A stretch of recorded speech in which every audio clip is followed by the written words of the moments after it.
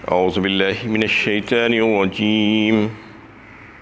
بسم الله الرحمن الرحيم. وضربت عليهم الذلة والمسكنة وباءوا بغضب من الله ذلك بأنهم كانوا يكفرون بآيات الله ويقتلون النبيين بغير الحق ذلك بما عصوا وكانوا يعتدون. اور ان پر ذلت اور پستی مسلط کر دی گئی اور وہ اللہ کے غضب کے مستحق ہوئے. یہ اس وجہ سے ہوا کہ وہ اللہ کی آیتوں کا انکار کرنے لگے تھے اور نبیوں کو ناحق قتل کرتے تھے. یہ نتیجہ تھا ان کی نافرمانیوں کا اور اس بات کا کہ وہ حد سے تجاوز کرنے لگے تھے. یہ سورہ بقرہ کی 61 نمبر کی آیت ہے. اس میں یہودیوں کی حالت کو بیان کیا جا رہا ہے کہ اللہ تعالیٰ نے ان پر ذلت مسلط کر دی تھی، ان کو ذلیل و خوار کر دیا گیا اور قیامت تک کے لیے ان سے حکومت چھین لی گئی اور اقتدار ان کا ختم کر دیا گیا. وہ چاہے کتنے مالدار کیوں نہ ہو جائے، اقوام عالم کے سامنے ذلیل و حقیر ہی رہیں گے ہمیشہ. جب کبھی لوگوں کے ہاتھ آئیں گے تو لوگ ان کو ذلیل کرتے رہیں گے. ضربت علیہم الذلۃ والمسکنہ ضربت علیہم الذلۃ اینما ثقفوا الا بحبل من اللہ وحبل من الناس. سورہ آل عمران 4 پارے میں اللہ تعالیٰ نے ان کا تذکرہ کچھ اس انداز سے کیا ہے کہ ان کے اوپر تو غضب الہی ہے، دنیا اور آخرت میں مار ہے اللہ تعالیٰ کی، اور اللہ تعالیٰ نے ان پر ذلت جو ہے ڈال دی ہے. اینما ثقفوا الا بحبل من اللہ، جہاں کہیں پر وہ جائیں گے الا یہ کہ وہ اللہ کے پناہ میں آ جائے، اللہ کے قانون کے اندر آ جائیں یا لوگوں کی پناہ میں آ جائیں. اس کا مطلب کیا ہے کہ اللہ تعالیٰ نے جو قانون میں جو حفاظت دی ہے لوگوں کو، اس قانون کے تحت وہ محفوظ اور مامون ہو سکتے ہیں. جیسا کہ جہاد میں بھی یہ بات واضح کر دی گئی کہ عورتوں کو نہیں مارا جائے گا، بوڑھوں کو نہیں مارا جائے گا، بچوں کو نہیں مارا جائے گا، اور جو مذہبی قسم کے جو لوگ ہیں جو مسلمانوں سے لڑ نہیں رہے ہیں ان کے اوپر ہاتھ نہیں اٹھایا جائے گا، ہتھیار نہیں اٹھائے جائیں گے. یہ ساری چیزیں اللہ تعالیٰ نے خود اپنے قانون میں رکھ دی ہے دشمنوں کے لیے بھی، تو وہ محفوظ اور مامون ہے اللہ تعالیٰ کی طرف سے. اور دوسرا طریقہ بحبل من الناس جو ہے، غیر مسلمین کے سائے میں آ جائیں، ان کی زیر سرپرستی آ جائیں تو پھر محفوظ ہو سکتے ہیں کہ ان کے ساتھ صلح کا معاہدہ کر لیا جائے، کر جو ہے بچا جا سکتا ہے. یہ 2 صورتوں کے علاوہ اور کوئی تیسری صورت نہیں ہے. عام طور پر جو فلسطین میں جو حکومت ہے یہودیوں کی موجودہ حکومت، اس کو دیکھ کر لوگ یہ سمجھتے ہیں تو یہ تو ان کی حکومت ہے، چل رہی ہے.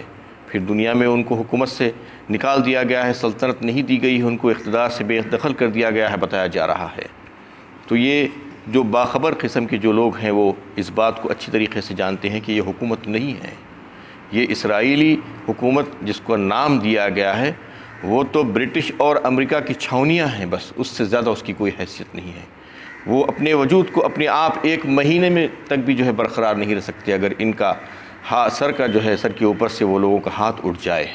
وہ بڑی بڑی جو حکومتیں سپر پاور ان کو لے کر چلا رہی ہیں، اگر وہ علیحدہ ہو جائیں تو 1 مہینہ بھی برقرار نہیں رہ سکتے.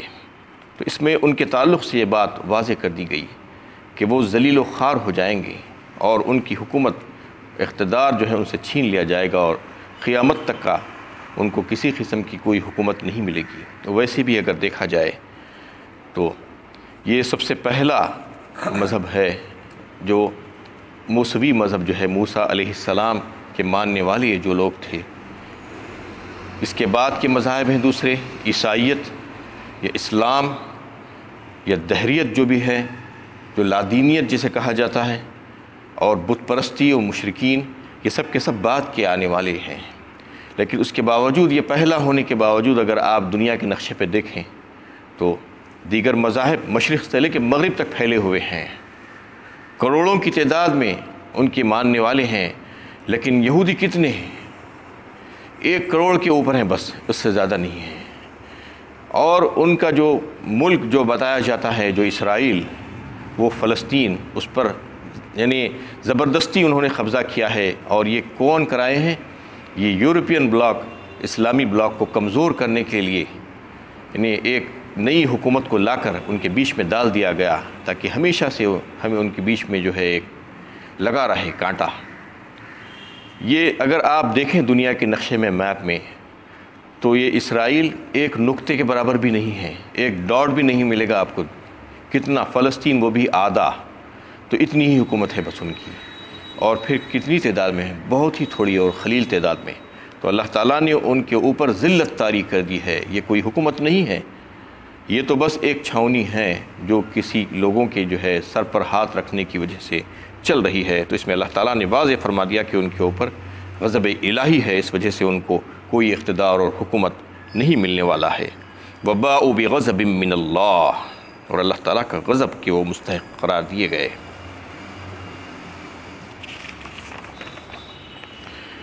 إن الذين آمنوا والذين هادوا والنصارى والصابئين من آمن بالله واليوم الآخر وعمل صالحا فلهم أجرهم عند ربهم ولا خوف عليهم ولا هم يحزنون۔ بے شک جو لوگ ایمان لائے اور جو یہودی ہوئے اور جو نصارہ اور صابی، جو بھی اللہ اور یوم آخر پر ایمان لائے اور اس نیک عمل کیا، تو ایسے لوگوں کا اجر ان کے رب کے پاس ہے۔ ان کے لیے نہ خوف ہوگا اور نہ وہ غمگین ہوں گے۔ اس میں مختلف مذاہب کے لوگوں کا تذکرہ کرتے ہوئے فرمایا گیا ہے کہ جو ایمان لائے اور یوم آخرت پر اور اللہ پر ایمان لائے، جس میں چاہے یہودی ہو، نصارہ ہو اور صابی ہو۔ صابی کا ایک لفظ آیا ہے، صابی کہتے ہیں جو زبور کو مانتے تھے، داؤد علیہ السلام پر جو اتری تھی کتاب۔ تو اس میں ان مذاہب کے لوگوں کا تذکرہ کرتے ہوئے یہ بات واضح کر دی گئی کہ اللہ اور آخرت پر ایمان لائیں گے اور نیک عمل کریں گے تو پھر ان کا اجر ان کے رب کے پاس ہے، اس کو ضائع نہیں کیا جائے گا، اور پھر ان کے لیے نہ خوف ہوگا اور نہ غمگین ہوں گے۔ تو اس کا غلط مطلب لوگ یہ سمجھتے ہیں کہ چاہے کوئی مذہب سے تعلق رکھتے ہو، چاہے نصارہ ہو، چاہے یہودی ہو، چاہے صابی ہو، اگر اللہ پر اور یوم آخرت پر ایمان رکھ لیں گے تو یہ کافی ہو جائے گا نجات کے لیے۔ اس میں وہ بات نہیں ہے، بلکہ اس میں بات جو ہے کچھ اور ہے۔ صرف اللہ پر اور یوم آخرت پر ایمان رکھنا نجات کے لیے کافی نہیں ہے، بلکہ ایک اور چیز بھی ہے۔ اس میں ایمان اور عمل صالح کیا ہے، اس پر تو بحث نہیں ہوگی، اس لیے کہ یہ بات واضح ہو چکی ہے اس سے پہلے بھی کئی بار۔ اس میں بتانا مقصود ہے کہ ایمان کے جو جز ہیں اس میں ایک یہ بھی ہے کہ رسالت پر ایمان۔ قرآن کے نزول کے بعد اور آپ صلی اللہ علیہ وسلم کے دنیا میں تشریف لانے کے بعد کوئی اگر یہ کہتا ہے کہ میں رسول اللہ صلی اللہ علیہ وسلم کی اتباع نہیں کروں گا، ان کو نہیں مانوں گا اور اللہ اور آخرت کو مانوں گا، تو اس کے ایمان کی تکمیل ہی نہیں ہو سکتی۔ تو پھر وہ مومن ہو ہی کہاں سکتا ہے دوسرے مذہب پر کو اختیار کرتے ہوئے؟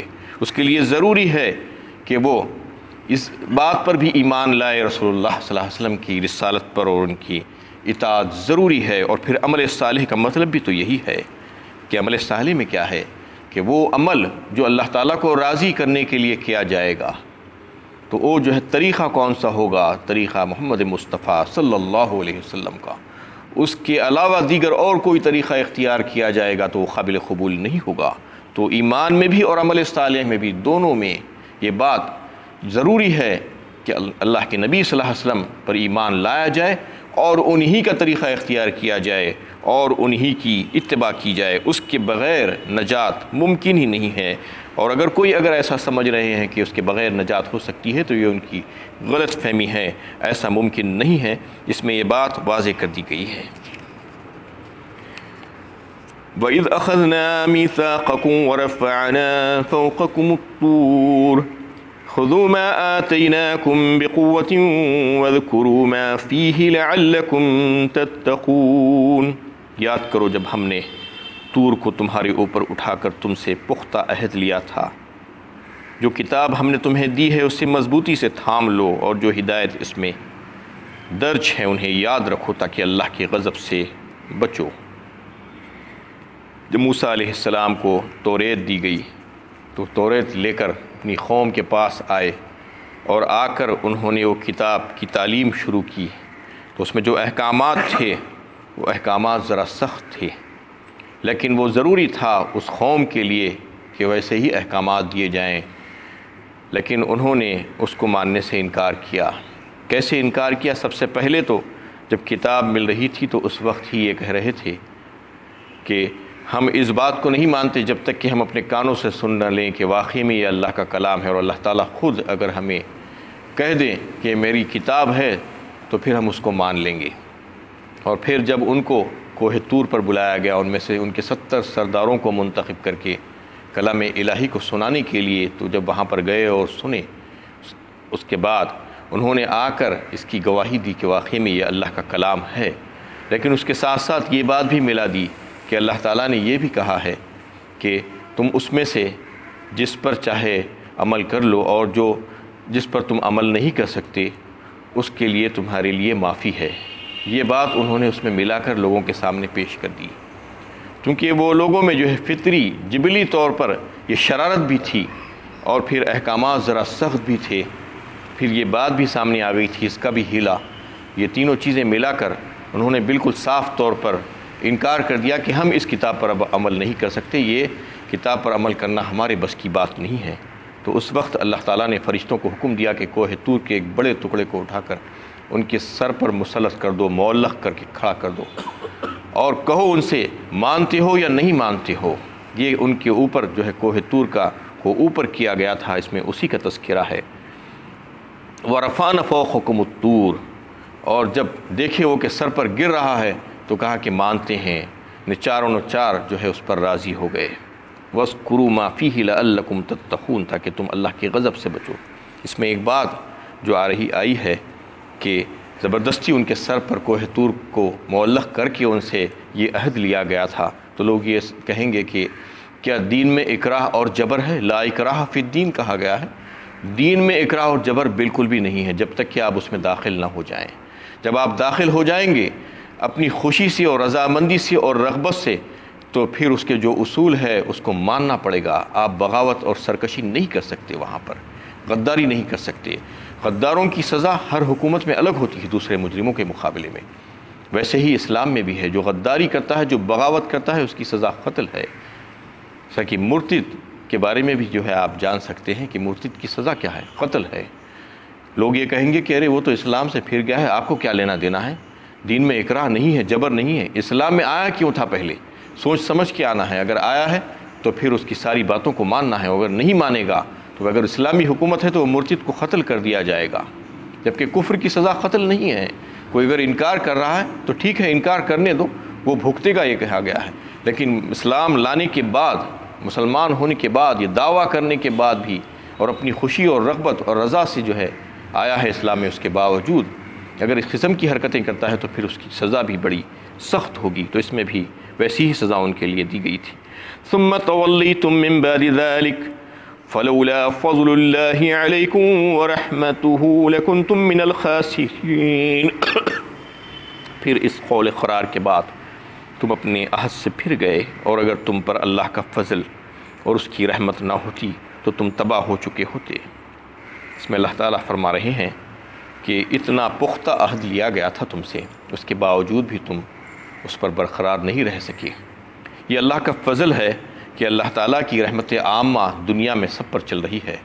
صفت رحمانیت، جیسا کہ شروع صورت میں اور سورہ فاتحہ میں بھی اس بات کو تفصیل کے ساتھ بیان کیا گیا تھا کہ اللہ تعالیٰ کی صفت رحمانیت جو ہے وہ دنیا میں جو ہے اس کا ظہور ہو رہا ہے، ہر کسی کو مل رہا ہے، سب کھا پی رہے ہیں۔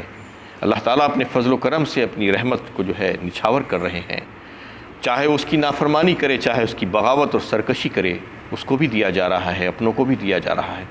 لیکن صفت خاصہ کا ظہور آخرت میں ہوگا، اس وقت نجات اور قرب الہی انہی کو ملے گا جو اللہ تعالیٰ کی فرما برداری کر کے یہاں سے گئے ہیں۔ تو اس میں اللہ تعالیٰ فرما رہے ہیں کہ تم اتنا پختہ عہد کرنے کے باوجود بھی اس سے پھر گئے، لیکن اللہ تعالیٰ کا فضل تھا اور رحمت تھی کہ تم نقصان اٹھانے سے بچ گئے، تم تباہ ہو چکے ہوتے تھے اگر اللہ تعالیٰ کا فضل تم پر نہ ہوتا۔ وآخر دعوانا الحمد